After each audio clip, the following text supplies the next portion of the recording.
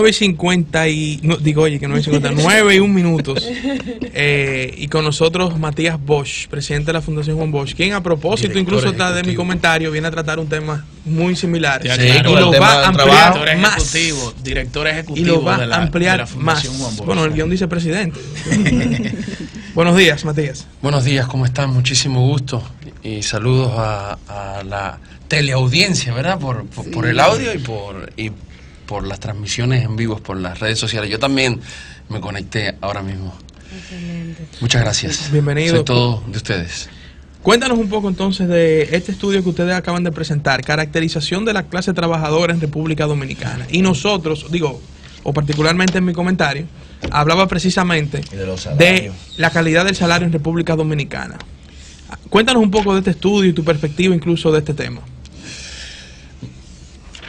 Lo primero es decir que en el país se manejan muchísimas cifras y la pregunta es sobre qué base se discuten las cifras y cuál es la coherencia que hay entre el discurso y a veces hasta los lamentos y lo que sucede en la práctica. Yo te diría que esa es la cuestión de fondo y que conecta esa investigación con la actualidad y con el debate público del país. Es el mismo Banco Central el que desde hace años está diciendo los salarios pírricos que hay en República Dominicana, que los salarios en la informalidad, que la informalidad no es una casualidad, que en la informalidad tiene una coherencia la situación, porque en la informalidad, salvo en el rubro de gerentes, directivos y profesionales intelectuales, es decir, profesionales altamente cualificados, en todas las demás categorías, los salarios en la informalidad por hora son mayores que en la formalidad. Y también que cuando eso se sabe, entonces parece ser que la salida es: esto no puede seguir pasando, esto no tiene que ocurrir, esto es una lástima, la gente la pasa mal, pero ¿cuál es la realidad estadística y qué es lo que cambia o no cambia? Y ahí están los datos importantes. Los primeros datos importantes es que lo que dice el Banco Central, es decir, partamos por ahí, y el Banco Central es la entidad que maneja los datos, los únicos datos completos de trabajo los maneja Banco Central. Esa es la fuente.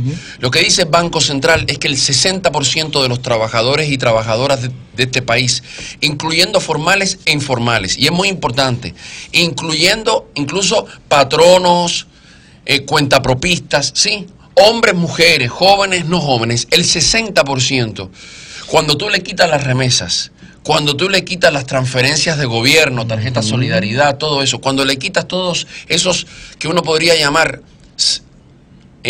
los esteroides del ingreso, ¿sí? Y tú le ubicas el ingreso por el trabajo, por el 1, 2, 3 trabajos que tenga, el 60% de las personas está obteniendo un ingreso por debajo del costo de la canasta básica calculada para la población más pobre. Es decir, más de la mitad de la población gana no genera para comprar una canasta familiar. Pero la básica calculada para la población más pobre. La básica es, eso no dice que leche, claro. No. Lo más barato. Que en el país se calculan 5 canastas, porque parece ser que hubiese 5 clases de dominicanos. Bueno, tomando en cuenta la más baja, el 60% gana por debajo. ¿Qué significa eso? En términos de sociología, digamos, crítica, sobreexplotación, es decir, yo trabajo y no remunero lo suficiente para vivir. Agregarle, Matías, que de la voz del propio gobernador del Banco Central, el costo de la canasta básica familiar al cierre del año pasado era de 13, para el quintil más bajo, de 13.818.11 pesos. Peor, el 60% no da para comprar eso. No da para comprar eso. Entonces, y el otro dato gravísimo es que, de nuevo, cuando le quitas lo que la familia te manda desde afuera, porque no tenemos 2 millones de dominicanos fuera porque les gusta turistear, tenemos 2 millones, eso es fundamentalmente, digámoslo así, un exilio económico. Y 60% de jóvenes que se quieren ir. Cuando tú le quitas las remesas, cuando le quitas las transferencias de gobierno, todos los paliativos que hay, todo eso, y le dejas el ingreso por trabajo, el 47% de la población dominicana, considerando el trabajador o la trabajadora y las personas que viven dentro de su hogar, que no generan ingresos, entiéndase por ejemplo sus hijos, su pareja, el 47% de la población dominicana, 47, está por debajo de la línea de pobreza oficial. ¿Cuál línea de pobreza? ¿Cómo así? Sí, porque no entendí. Voy. ¿Cuál línea de pobreza? El 23%, Matías. Ah, perdón. El presidente Danilo Medina en su discurso de rendición de cuentas habló de que ha sacado de la pobreza 1.5 millones de dominicanos y que la tasa descendió en estos 6 años de un 39% a un 23%. Bueno, yo no voy a decir quién está y por qué está diciendo lo que dice. Yo estoy diciendo lo que los números de la encuesta nacional continua de fuerza de trabajo te permite decir. El 47, aquí pidieron eso, Matías, el 47, que se analizara el fondo. O sea, si tú tomas el ingreso de los trabajadores y lo divides en las personas que viven con él o con ella dentro de su hogar, ¿sí? Y tú tomas la línea de pobreza oficial de 4.644 pesos por persona, que yo no sé si eso se puede llamar línea de pobreza o línea de miseria. 4.644 pesos por persona al mes. El 47% de la población, calculando los ingresos del trabajo, está por debajo. Eso que tú estás preguntándome, ya lo hemos venido discutiendo hace 2 o 3 años. Primero, en este país se incorporó una metodología estadística del Banco Central, del Banco Mundial, Mundial. El Banco Mundial representa a los intereses que representa aquí y en el mundo, y te pone unas líneas que ahora resulta ser que en todos los países latinoamericanos milagrosamente salieron de la pobreza y toda la población es clase media. Hay un poco de vulnerables y hay un poquito de pobres, y los más ricos no se llaman los más ricos ni los tutumpotes ni los poderosos, se llaman la población residual. Oye, ahora, eso. Matías, entonces, y además, espérate, recuerda que al momento de medir la pobreza, yo te estoy diciendo una línea de pobreza respecto del ingreso que la gente puede generar en esta economía tan boyante, tan exitosa y tan extraordinariamente creciente. Yo le estoy quitando remesas, le estoy quitando tarjetas de solidaridad, estoy quitándole lo que la gente tiene de verdad por su esfuerzo y por su trabajo. Claro, a esas líneas que el Banco Mundial sugiere, le meten además todos los bonos, todas las remesas, todo eso, entonces, y además te hacen unas clasificaciones precisamente para, de una manera estadística, numérica y de una manera retórica, con palabras, pintar una realidad maravillosa. Ahora, que Matías, no se condice con la realidad. Matías, si tú cuestionas los indicadores del Banco Mundial, y podríamos decir de los organismos internacionales que utilizan para medir el ingreso y clasificar las personas pobres, clase media y clase alta, entonces, ¿cuáles tú propones o cuáles entiendes que debería de tomar en cuenta el gobierno para medir, clasificar las personas por clase social? Mira, la cuestión aquí... O sea, ¿cuál sería la metodología? Porque cuestionas la metodología que utilizan todos los países, porque son las que establecen los organismos internacionales. Una breve corrección, porque, y aprovecho, Matías, para también comunicarte que en mi comentario del sábado pasado, nosotros analizamos ese tema y vamos en la misma línea tuya, porque creo que es la línea responsable cuando se piensa en el desarrollo del pueblo dominicano. Los Estados Unidos de América tienen su propio patrón. El patrón del Banco Mundial, nosotros argumentábamos, Matías, que se puede establecer para la África subsahariana y quizá para el sudeste asiático. Eso fue un análisis como nosotros como economistas, pero que no aplican a la realidad del pueblo dominicano. Entonces, es bueno hacer esta aclaración a Julio Alberto de que no todos los países, por ejemplo, Japón no utiliza esa metodología. La metodología del Banco Mundial... Los países de América Latina, ¿cuál utilizan? Chile no usa esa. ¿Cuál utilizan? Chile tiene su propia metodología.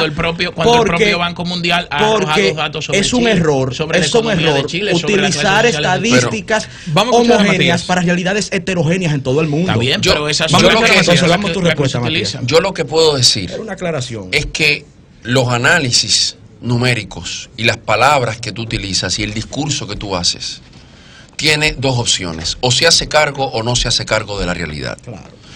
Cuando tú tienes en Puerto Plata miles de niños metidos en la explotación sexual infantil, cuando tú tienes los niveles de criminalidad que tienes, cuando tú tienes más de la mitad de la población queriendo irse del país. Cuando tú tienes jóvenes con títulos universitarios haciendo fila para una feria de empleo en un supermercado para ser cajero. Cuando tú tienes eso, ¿sí? Tú lo que tienes que pensar es qué pasa con una economía. ¿Qué pasa con una economía que es la más exitosa del Caribe y una de las más exitosas de América y tiene esa realidad social? Tú te puedes hacer cargo de ella o puedes crear 200.000 metodologías y discursos para no hacerte cargo. Déjame decir, ¿cuál es el problema? Pero para agregarle algo, es una realidad lo que tú planteas, porque estás describiendo una situación de la sociedad, un segmento de la sociedad. Ahora, el tema es, entonces, ¿cuál metodología tú planteas? Aquí hay una cuestión clave. Aquí hay una cuestión clave. Lo primero es que según la Constitución, según el Código de Trabajo, es un derecho fundamental de las personas a obtener una remuneración justa por su trabajo. Sí, señor, sí. Y el trabajo es la base de la prosperidad personal, familiar y social. Eso es lo primero.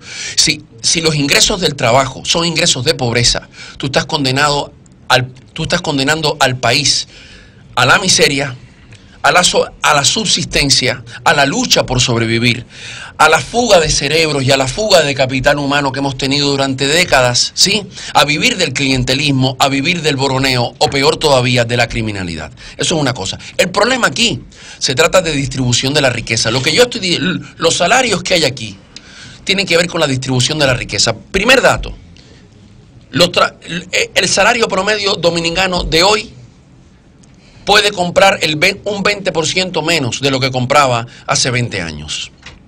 Segundo dato, la productividad del trabajador y la trabajadora dominicana, es decir, la cantidad de cosas producidas, medidas en dinero, han aumentado y sin embargo los salarios se estancan, y bajan su poder adquisitivo. Pero además de eso, pero además de eso, tú tienes una situación en la que en los años 90 los salarios equivalían más o menos a la mitad de la riqueza producida. Es decir, la mitad de la riqueza producida terminaba en los bolsillos de la gente. Hoy tú tienes con un bizcocho mucho más grande, que ya no es la mitad del bizcocho, es un 30% del bizcocho, es un fragmento. Entonces, eso es global. Entonces, ¿qué es lo que tú tienes? Lo analizó, Matías, eso. ¿Qué es lo que tú tienes? Eso es global. Se ha pretendido con políticas durante los últimos 20 años, 25 años, con políticas, primero que se basan en que los dominicanos salgan de su país. Son 7.000 millones de dólares. Segundo, en exprimir unos recursos fiscales que no dan y con el endeudamiento para, literalmente, para transferir, para hacer caridad pública en vez de garantizar bienestar social. Con eso, lo que se ha evitado es meterse en el tema de la distribución de la riqueza. Por ahí. Sí, de la concentración de la riqueza. Porque en este país la clase política no quiere tocar a los poderosos. Matías, por ahí en este país no se quiere de verdad discutir un pacto laboral, un pacto salarial, un pacto de modelo económico. Mira, es que los poderosos sigan siendo cada vez más poderosos y la gente vea cómo sobrevive y el gobierno te ayuda y el familiar que se va te ayuda. Matías, tú hablas en este estudio que nos traíste sobre la caracterización de la clase trabajadora, de que en América Latina la diferencia entre el salario y los costos de vida oficialmente calculado es notable, y que de que uno habla de tratar de equipararlo, se habla de exageración, y esto podría poner en peligro la estabilidad y el crecimiento. El típico económico. Discurso. Ayer, o antes de ayer, doña César Almanzar dijo precisamente de que el sector privado no aguanta, no es capaz de sostener un aumento del 30%. ¿Esto no afectaría contra la estabilidad económica? Fíjate, nosotros dijimos en la última ajuste salarial. Tú sabes que en República Dominicana hay 22 salarios mínimos. 22 sin salarios contar mínimos. Los salarios mínimos del Estado. 22 salarios mínimos. Entonces, yo quiero que... Perdón, que tú estás súper bien expuesto, sí, aquí, porque está la tabla de los 22 salarios mínimos y ellos los están comparando primero con la canasta familiar promedio enero 2018 y segundo con la canasta familiar del primer quintil a enero 2018, y entonces está marcando la diferencia entre el salario mínimo y la canasta promedio. Entonces, fíjate, una pregunta que uno se podría hacer es ¿cuál es la idea de salario mínimo? En la civilización occidental y en la legislación moderna de los 50 para adelante, el salario mínimo es la idea de, mira, para tener paz social, no solo paz laboral, que no hayan huelga, para tener una mínima paz social, la gente tiene que ganar como mínimo esto para poder vivir. Exacto.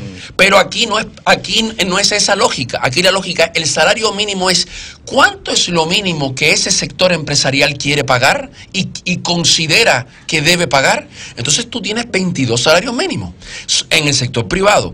Entonces, es asombroso, porque nos dicen, no se aguantaría un aumento salarial. Sí, que no soporta. Pero las empresas de turismo transnacionales poderosísimas, que dicen en el discurso que es el sector más boyante de la economía, que genera miles de millones de divisas, ¿para qué decir las zonas francas?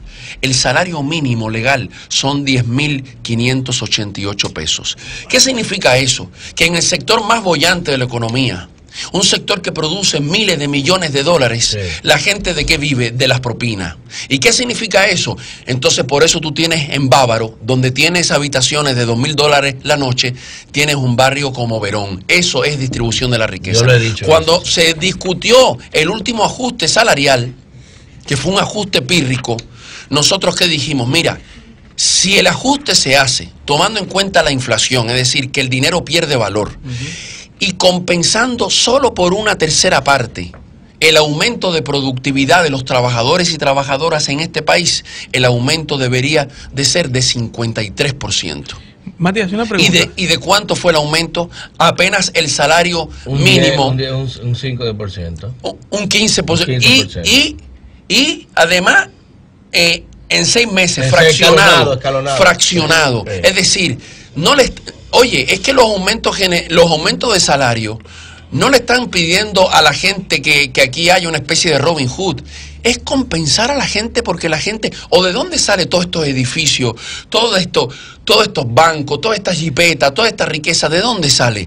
Del esfuerzo de los hombres y mujeres. De la gente. Matías, es sencillamente que la gente no viva en la miseria, siendo que trabaja. Matías, ¿tú crees que en ese sentido el sector privado, porque ellos dicen que deben de reclasificar las empresas, para que cada tipo de empresa haga un aumento según su capacidad? ¿Tú crees que eso se debe de hacer? Posiblemente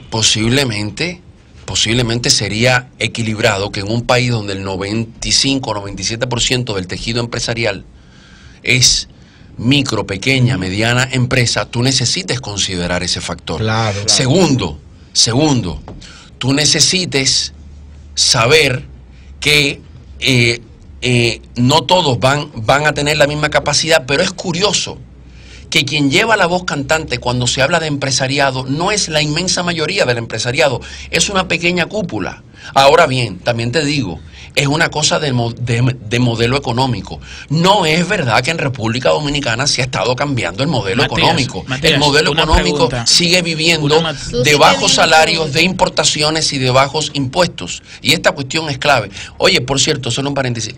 No me quisiera ir sin hacer un breve comentario sobre el anuncio del cambio en las pensiones. Solamente porque yo sé que a ustedes les interesa y al público. Sí. Pero si da el tiempo, se los pido. Me por gustaría favor. en el tema de los salarios saber qué podemos esperar, porque junto a estas declaraciones el sector empresarial ha dicho que de hacerse un aumento como lo pide la clase sindical y como lo piden los trabajadores, se vendría como consecuencia despidos masivos, cancelaciones masivas, y que ellos revisan cada 2 años, pero como bien el estudio de ustedes señalan, esta revisión no es significativa y hay un tranque entre la clase sindical y el empresariado. Bien. ¿Cuál va a ser la solución? ¿Quién va a pulsear el poder y ganar esta trifulca? Lo primero es que uno tendría que decir, ¿qué hablamos de despido masivo? Aquí tú tienes 700.000 jóvenes que ni estudian ni trabajan. Aquí tú tienes del universo de mujeres que están en edad de trabajar, solo el 49% participa de la economía. Entonces, por ejemplo, para las mujeres dominicanas, ¿cuál es la amenaza de despidos masivos si ni tienen espacio, ni siquiera para estar desocupadas, es decir, para haber perdido su trabajo? Nunca han podido participar de la vida económica. En el caso de los hombres, esa participación lo que anda es por el 60 y pico, 70%. Una gran parte de nuestros hombres y mujeres ni siquiera tiene la posibilidad de participar activamente de la economía, y no es raro, nosotros lo dijimos, entre 2014 y 2017 entre 2014 y 2017, con esta vulneración de derechos, con estos salarios que violan la Constitución y la ley, con estos 22 salarios mínimos, ¿sí? El 67% de los empleos creados se crearon en la informalidad. Así que, ¿cuál es la amenaza de despidos masivos? Si es un modelo que no crea trabajo, porque es un modelo que vive de las importaciones, de la mano de obra barata, de la sobreexplotación y de bajar y de pagar bajos impuestos. Por otro lado, hay que decir que esto, lo que estamos diciendo, tiene que ver, porque es muy bonito ver darse con una piedra en el pecho. Los trabajadores, la gente no puede seguir viviendo con 10.000 pesos. ¿Y qué hacen las instituciones? Por ejemplo, en este país, solo un 6% de los trabajadores y trabajadoras dice estar sindicalizado. Si tú le quitas a los maestros públicos, te queda un 3%. Quiere decir que el 97% no participa de sindicato. Al Ministerio de Trabajo nunca le ha llamado la atención eso. ¿Por qué si se dice que los trabajadores no pueden seguir así, el Ministerio de Trabajo no cumple su deber constitucional? ¿Por qué razón tú vas al Ministerio de Trabajo y tú preguntas, yo quiero saber en cuál fue la última empresa que se hizo negociación colectiva, que está en el código? No lo saben. ¿En cuál fue la última empresa que se distribuyó el 10% de los beneficios netos que está en la ley?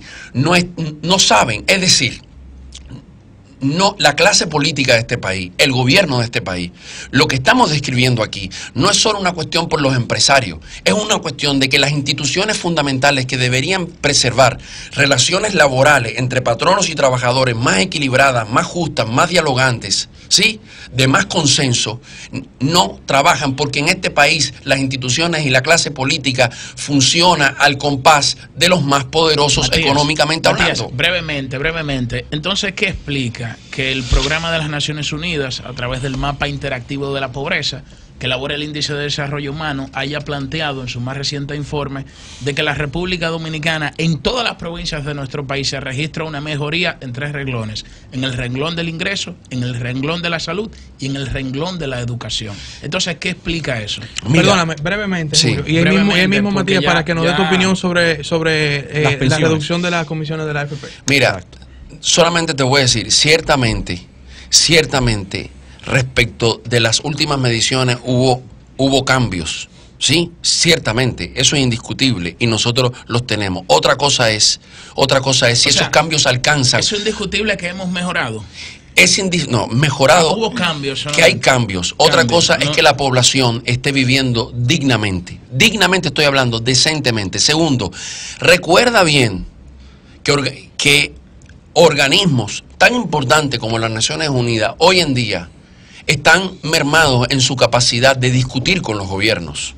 Porque el desbalance financiero de esas organizaciones, producto de que países como Estados Unidos están financiando menos a organizaciones como la ONU, los organismos se ven necesitados también de llegar a acuerdos con los gobiernos de cómo se analiza. No estoy diciendo falsificar ni trastocar la realidad, estoy diciendo que hay unas formas de medición que te pueden decir unas cosas. Pero yo voy concluyendo que nosotros no vamos a quedar sin organismos para medición, porque todos los que registran alguna mejoría, entonces o se cuestiona la metodología o se dice o se le busca la quinta pata al gato. Pero los que hablan de que hemos empeorado en algún aspecto, entonces eso tiene la razón. No te hablo yo veo un pesimismo. No te hablo de pesimismo ni de quinta pata al gato. Que no se corresponde con el mapa interactivo de desarrollo humano, que la gente que nos está escuchando pueda ingresar al PNUD y buscarlo. Desarrollo humano. Y te pone el mapa, el mapa te pone la clasificación por provincia, te habla de los índices de salud, de los índices de ingresos, en el índice de desarrollo humano, la posición a la que ha estado esa provincia y cómo ha avanzado. O sea, el mapa te lo pone absolutamente todo. Entonces, cuando un indicador dice algo positivo, entonces ahí, bueno. Yo no te. Considerando nuestro crecimiento económico ilimitado. ¿Qué explica, por ejemplo, que aquí año tras año se incrementa el volumen de venta de los supermercados?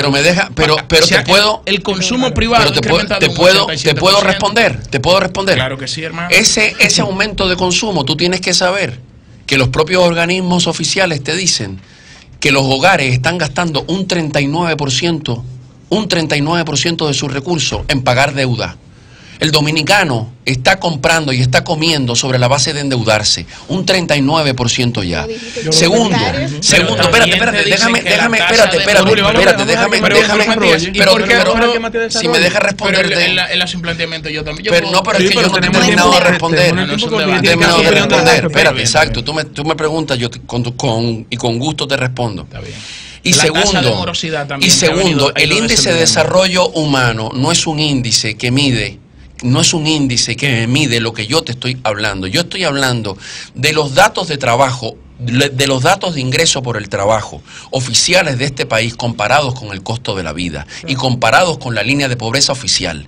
Es una línea de pobreza oficial, es una canasta oficial y son los ingresos que el Banco Central calcula. Con esos datos yo te estoy diciendo el panorama que hay. ¿Sí? Claro, yo no estoy construyendo un índice donde meto si la gente va a la escuela, no, yo estoy dándote los datos y te estoy hablando de otra cosa muy importante, de justicia social. Cuánto la gente puede comprar y cuánto la gente se beneficia de la riqueza que está produciendo en una economía tan boyante. De eso es que estamos hablando. En el caso de nuestros análisis, ¿ves? Ese es otro análisis y tú tienes que preguntarle a ellos cómo con esa realidad resulta que dicen que en todas las provincias se está mejorando si la gente no puede vivir de su trabajo. Esa es una buena pregunta para quienes hicieron ese mapa. Brevemente, Matías, tu opinión de la AFP. Mira, mi opinión de la AFP es una cosa muy breve que yo quiero decir y que nosotros la compartimos esta semana con la prensa. Incluso personas muy importantes que son consultores y asesores de este modelo de seguridad, de llamada seguridad social, entre comillas, me han escrito diciéndome: Matías, tú tienes la razón. Ustedes tienen la razón. ¿Por qué? Porque resulta ser que se le está buscando un bajadero a las AFP, porque la gente está cada vez más escandalizada con lo que se ganan. ¿Sí? Y entonces, ese bajadero primero es muy llamativo. En el Senado hay una comisión desde octubre, noviembre pasado discutiendo y haciendo sesiones cada martes, ¿sí? Convocando a todos los actores que tienen que ver con este sistema, ONG, organizaciones de base, empresariales, la Asociación de ARS, de AFP, construyendo un diálogo para presentar un proyecto de reforma.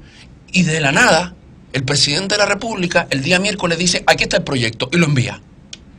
Eso es una cosa muy, muy llamativa. ¿Qué consenso es ese? ¿Con quién se consensuó? Nadie lo sabe. Segundo, lo que se anunció no es ninguna novedad. Eso es lo que las AFP ya habían propuesto. Y es genial. ¿Cómo va a ser? Claro, porque te dicen, vamos a bajar la comisión del 30% al 1.4%. Tú dices, wow, casi una disminución de 30 veces menos. Exacto. Sí, pero ojo, el 30% era sobre la ganancia obtenida del fondo. Ahora el 1.4 va a ser sobre el fondo completo. Imagínate lo que es una comisión de un 1.4% sobre 500.000 millones de pesos y que van a seguir creciendo sin cesar. Lo que estamos diciendo aquí, y por eso esos asesores me escribieron, es que cuando la gente se dé cuenta que las AFP, con esta supuesta disminución extraordinaria de la comisión, cuando la gente se dé cuenta que las AFP están ganando lo mismo y más de lo que se han ganado hasta ahora, el escándalo va a ser mayor, porque entonces la gente se va a sentir doblemente estafada. Este modelo no resiste más, este modelo es un fracaso. En los 38 países donde se implantó, solo quedan 9, todos los demás lo han revertido, y de esos 9, en 8 le están buscando la vuelta para transformarlo. Solo en un país este modelo se quiere mantener en estado puro e intacto. Se llama República Dominicana. Mientras la OIT acaba de sacar un informe voluminoso que el gobierno debería leer, que los parlamentarios de este país deberían leer, que la clase empresarial debería leer, que el informe de la OIT dice: este modelo privatizador de pensiones fracasa y ha fracasado en todos lados, y la única solución es revertirlo para construir sistemas de pensiones solidarios, eficientes y que garanticen derechos de la gente y no ganancias de bancos. Nosotros estamos con el pueblo dominicano, con su dinero y sus impuestos, financiando que 6 megaempresas financieras incluyendo el Banco de Reserva, se estén haciendo multimillonarias y con este cambio no van a ganar menos, van a ganar mucho más. Bueno, muchas gracias, Matías, por acompañarnos y gracias por el informe también. Muchas gracias. Muchísimas gracias a ustedes. Con más tiempo y seguir analizando este tema fundamental. Y tenemos que hacer un debate sobre el modelo económico dominicano. Tenemos que hacer un debate sobre el modelo económico. Lo dije ahorita y qué bueno que lo recalcaste. Debe ser prioritario. La calidad del salario en República Dominicana debe ser una prioridad en este país. Cambio y fuera.